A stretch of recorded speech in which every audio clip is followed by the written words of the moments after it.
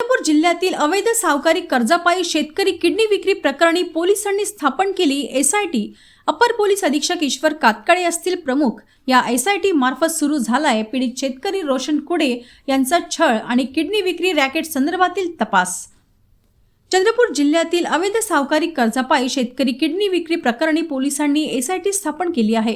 Upper police अधीक्षक ईश्वर कातकाळे यांचे प्रमुख असतील। या एसआयटी मार्फत शेतकरी रोशन कुडे यांचा छळ आणि किडनी विक्री रॅकेट संदर्भातील तपास सुरू झालाय। पोलिसांनी हेल्पलाईन क्रमांक जाहीर करत अवैध सावकारी व किडनी रॅकेट संदर्भातील माहिती देण्याचे आवाहन नागरिकांना केले आहे। सर्वांना नमस्कार। 2 दिवसांपूर्वी आम्ही सावकारीचे विरुद्ध गुन्हा दाखल केला होता। त्यामध्ये विक्टिम बोलण्याप्रमाणे आम्ही गुन्हा दाखल केला।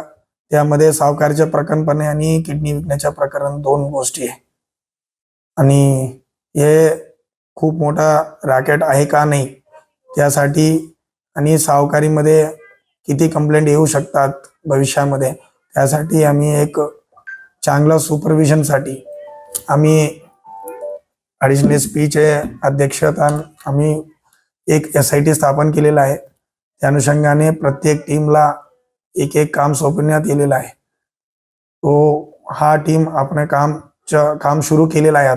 आता एकच विनंती आहे सर्व मीडिया बांधवांना, जे लोक जे विक्टिम या काही त्यांच्याकडून काही गोपनीय माहिती काढून काही छापताय, त्यामध्ये काय होत आहे की आमच्या तपासमध्ये थोडा दिशाभूल होण्याच्या शक्यता जास्त आहे।